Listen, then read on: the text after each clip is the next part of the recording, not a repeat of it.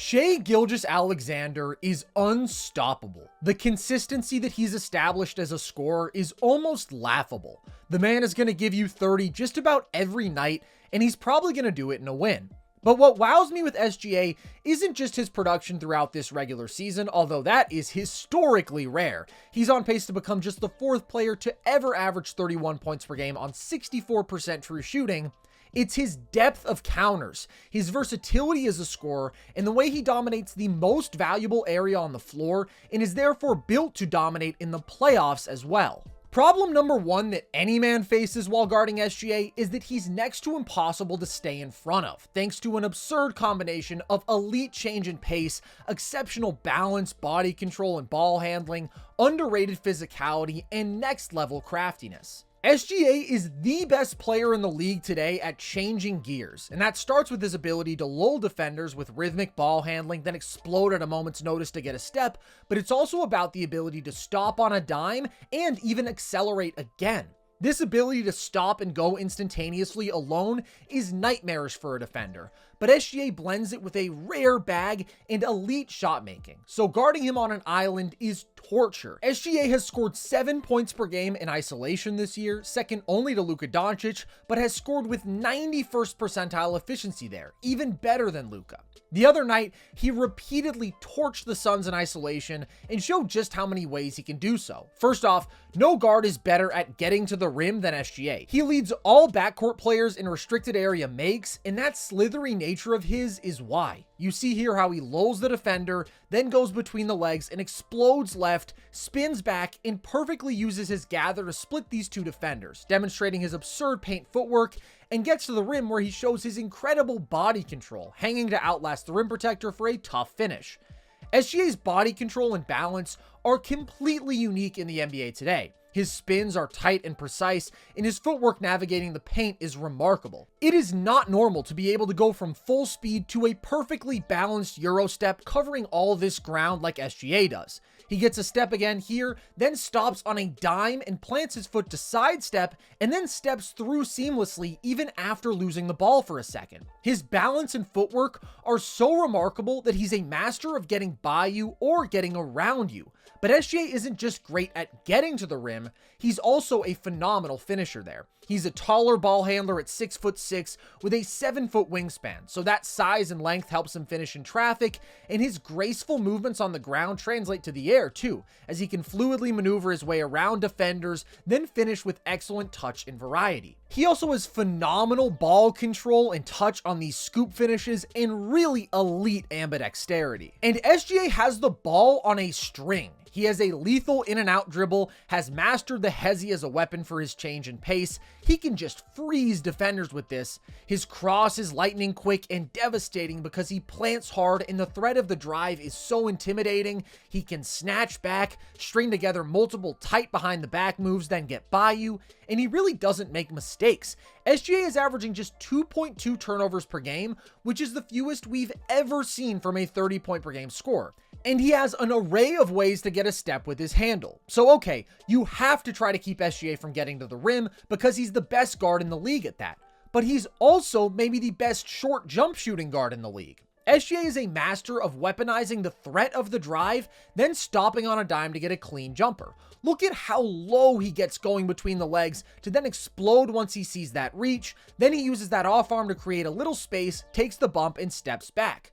Despite his slight stature, SGA is the best in the league at initiating contact as a driver and using a defender's retreating momentum against them to then stop on a dime and step back for a short-range jumper, where he is lethal. Nobody in the league scores more than SGA from 10 to 14 feet, and he shoots 54% from that range. Here, SGA just threatens the drive with his lead foot and steps back, and that's automatic, genuinely. SGA has made 57% of his step back twos this season. That's why one of the funniest false narratives that SGA haters cooked up was that you can just build a wall against him and render him ineffective, because in reality, no downhill player in the league is better at countering packed paints as a scorer. Here, OKC has cleared the side for SGA to go to work, and again, he lulls Royce O'Neal, then explodes, and look how hard the help converges on SGA, but it doesn't matter because that step back is cash.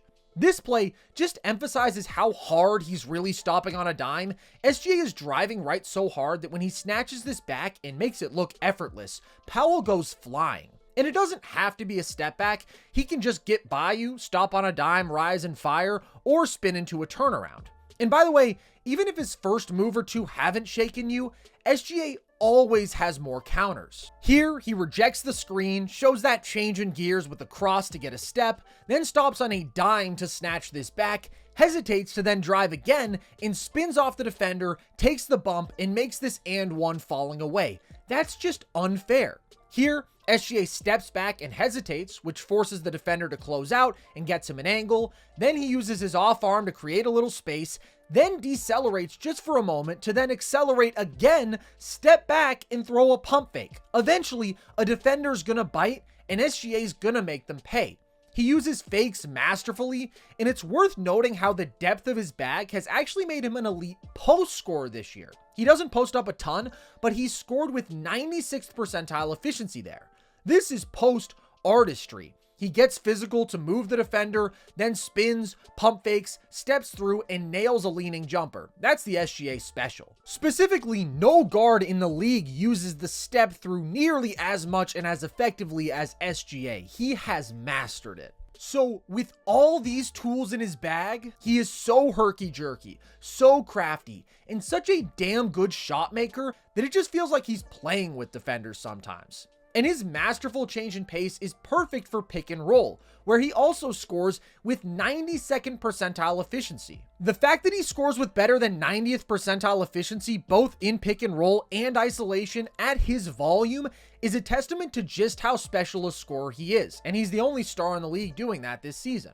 Out of pick and roll, SGA easily traps defenders on his back and then puts the big in a predicament. Concede the lethal short jumpers and floaters, or step up and risk him changing gears to blow by you. Two bad choices. Look at how methodically he snakes the pick and roll here, waiting for Chet to roll and occupy Nurk as he traps Beal in jail and drifts to an effortless short jumper. Tell me that doesn't look like wise Chris Paul, but at 6'6", while also being the best rim scoring guard in the league. That's a problem. So the point is, he's getting to the paint, and whether it's at the rim or a 12-foot jumper, that's a damn efficient shot for SGA. And that ability to dominate the paint in so many ways is what gives SGA such a high floor as a scorer, and the reason his raw field goal percentage is so ridiculously high. The man makes nearly 55% of his shots as a guard. Keep in mind that while overall offensive efficiency is comfortably at an all-time high league-wide, raw field goal percentage is actually lower than it was throughout the 1980s, and yet no guard scoring 25 points per game has ever made as high a percentage of their shots as SGA is. Not even MJ. And that's not the best measure of overall efficiency, but it's a testament to how special a pure shot maker SGA is. Another reason the narrative he was a foul merchant is hilarious. Yes, he's good at drawing fouls, but if you make 55% of your shots, you don't need a whistle. And when it comes to that exceptionally high floor, which SGA has, he's on pace to have 59 30-point games this season, which would be the most in a single year since Michael Jordan in 1988. That's because he's never going to get into a lull, settling for pull-up three after pull-up three and clanking. He's going to get somewhere in the paint and get a good shot up no matter what.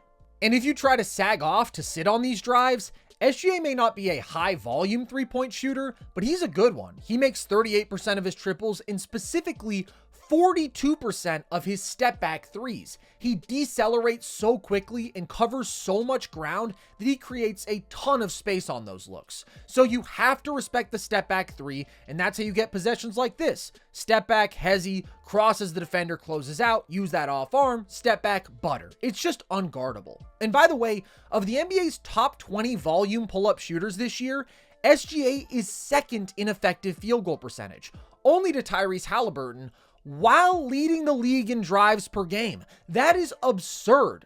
I get that we haven't seen SGA as a lead guy in the playoffs, but that combination of downhill pressure and elite shot making, especially with SGA's versatility, the fact that you just never know how he's going to attack you, from where, with what move, it's just an inevitable formula to success. And I really don't see an archetype of defender that can disturb SGA. He's given work to numerous different elite perimeter defenders just in recent weeks.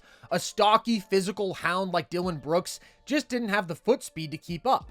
Jalen Suggs, hyper-athletic, compact and strong, and crazy high motor all packed into one, still couldn't stop SGA from creating separation to get to those short jumpers and dazzling with his shot making. The Timberwolves are the best defense in the league, with multiple awesome perimeter defenders to throw at SGA. And they've defended him well, and he's still given them 34 points per game on 58% shooting. That's raw field goal percentage over 4 matchups this season. He's just too good at too many different things.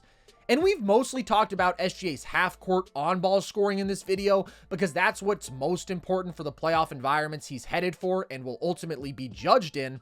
But he's also second in transition points per game this year and scores with great efficiency there. He's so quick in the full court, and his ball handling and body control at high speeds are unfair. I mean, an in-and-out dribble like this in the open floor, an in-and-out into a cross like this, the Euro, nobody's staying in front of that, and there isn't a setback line for help in transition.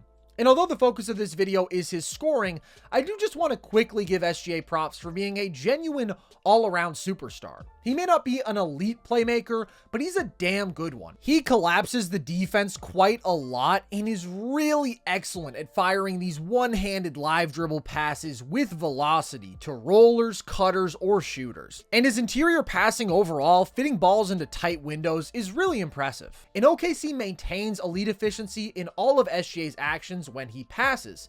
He's also a legit plus defender, especially off-ball, where he disrupts passes with his elite length and good instincts, and is capable of blowing up plays as the low man with that 7-foot wingspan, good bounce, and great hands. And unsurprisingly, with that sort of monstrous all-around impact, the Thunder have been a whopping 12 points per 100 possessions better with SGA on the floor this year. A player that complete, who has no pinpointable weaknesses, is built to dominate when it matters most, and I really think he will. And whether or not SGA wins MVP in a loaded race this year, there's no question he's of that caliber. In fact, when I compare him to iconic downhill guards and MVPs in recent years, Derrick Rose and Russell Westbrook, I think SGA is pretty clearly better than both because of his control of the game, his huge edge and efficiency, and the fact that he is a brilliant pure shot maker. Those guys could really struggle as pull-up shooters. SGA is elite, and he has a two-way edge. He is uber efficient, uber versatile, uber consistent, and deservedly in some rare scoring company all time right now. As good as he was last year, SGA has gotten better in basically every way this season. Grown more efficient as a finisher, improved from mid-range, from deep, as a passer, as a defensive playmaker. It's just remarkable. This dude is a one-of-a-kind megastar. He gets what he wants no matter what. And as I've said in every video I've made about the Thunder this year, he's going to bring them titles. It's just a matter of time.